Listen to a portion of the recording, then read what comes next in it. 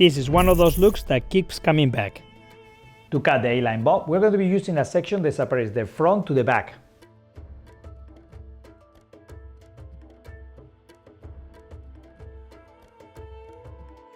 First, you can do a side part using the middle of the eyebrow as a reference.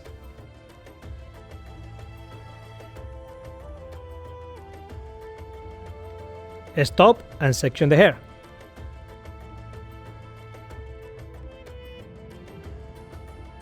To cut this bob, have your client standing up so you can have a better eye level and finger position. As you can see, I'm using my 7-inch blade to go around the curve of the head until the shear takes off. Because I'm moving the blade straight, it's going to take off just at the point when the octagon moves from the flat to the curve. To perform a large format cutting technique, I would use longer shears because this will get the job done easier. On the other side, so you can practice a different technique, I'm going to use the comb as a reference. Place the comb on the side of the head, and where you see any pivots, that's the area where you want to separate front to back. This technique will allow me to actually separate the hair on the right place on the side. Use your blade straight and your comb on top of it, then compress up, take it down and rotate and cut. Before you cut the hair, push the hair to the back of the comb so it's all compressed on the back area of the comb so you can cut it all at once.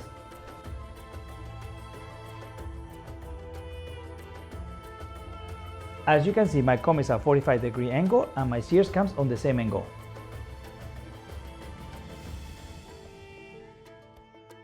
This will create a velvet and it's going to help the hair to go under.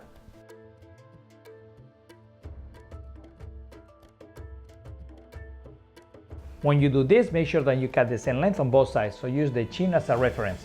At the chin, 1 finger longer, 2 fingers longer, 3 fingers longer, whatever you need. You can cut it parallel to the chin, or you can do it more aggressive or less aggressive. Your choice. To make sure that you did it even, check those corners behind the ear. Stop and cut the sides. To cut the back area, we're going to be using the condensed cutting technique with the twin combs. Take your time to make sure that all the hair is well compressed within the two combs. Observe that all the hair is well distributed in the combs.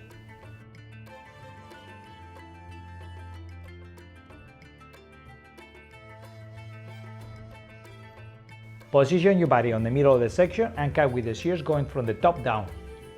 As you can see, this time I'm just cutting straight. If you like to add some additional texture, you can point cut it as you go down. When you get to the lower part of the haircut, you can switch your hand positions. You can make the combs closer to the head so you can get closer to the nape.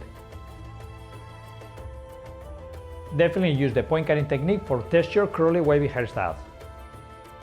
Comb the hair in natural fold with a little bit of bend so you can see the results that you're getting.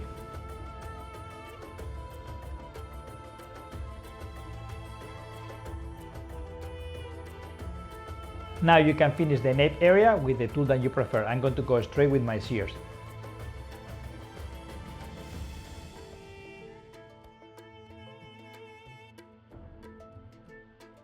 If you prefer a super sharp finish, you can use your trimmers to finish the area. If your goal is to get a little more wispy, you can use the razor or the texturizing shears.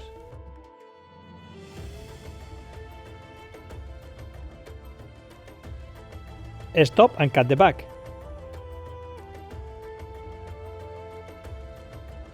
To style the hair, use some blow drying styling lotion so you can actually get it nice and smooth.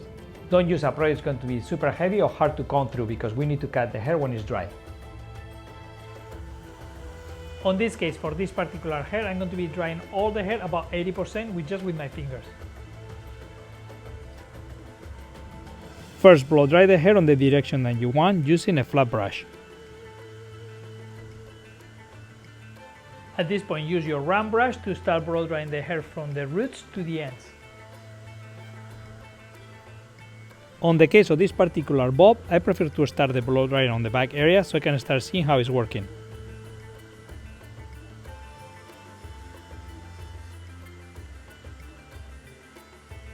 Once you get the back done, move to the sides and use the same technique that we used when we did the longer hairstyles.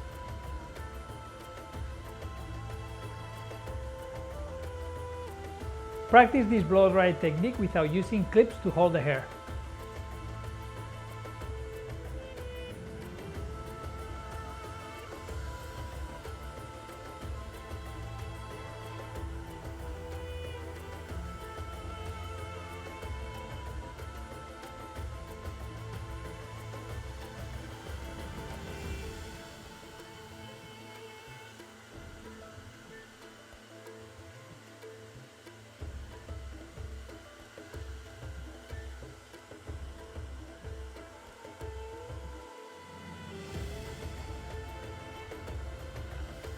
To finish blow drying the bob, to the top area.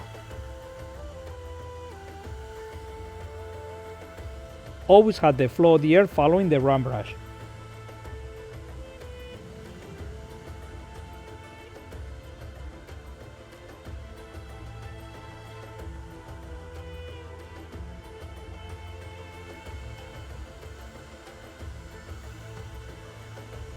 Use your flat brush so you can brush the hair back and forth until it gets super smooth.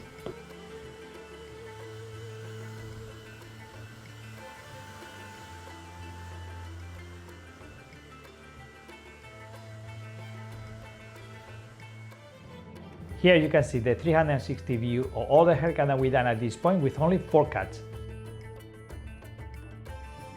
Stop and blow dry the hairstyle. To tailor this style, I'm going to brush the hair to the opposite side and cut any hair that is longer than my guideline.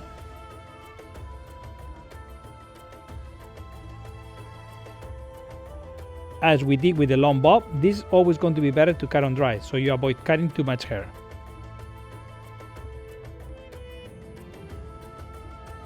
Now, using my thinning shears with the thin teeth, I'm going to go around the whole haircut. Remove the top area out of the section so you can work on the segment underneath. First, start on the sides and use this action motion. 1, 2, 3. This will help to create some internal structure that is going to help the hair to blow dry under.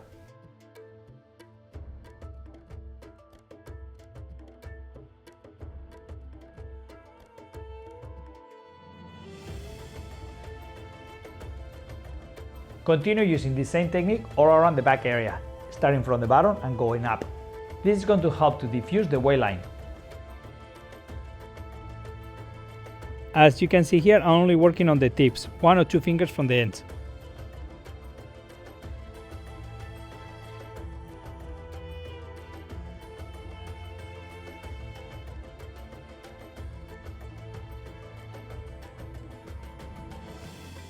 If needed on the nape area, you can use a shear over comb, clipper over comb, or razor to make that area more tight.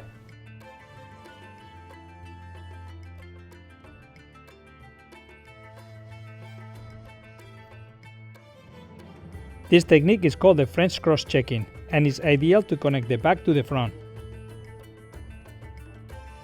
As you can see, if you need it, you can use the straight shears as well to continue doing those skylines.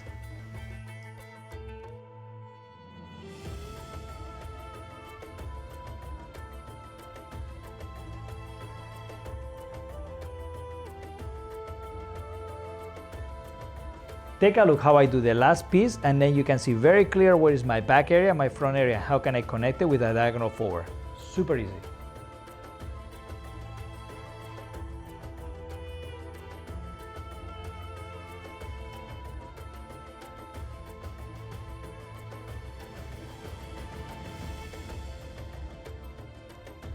Continue doing as much blending as you need it.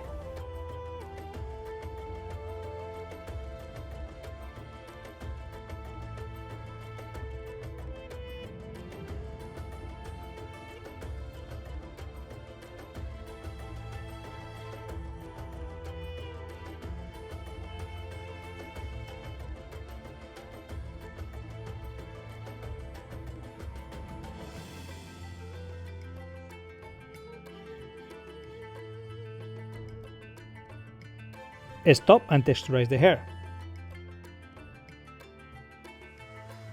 To unify the hair and remove any marks from the round brush, use the flat brush right now.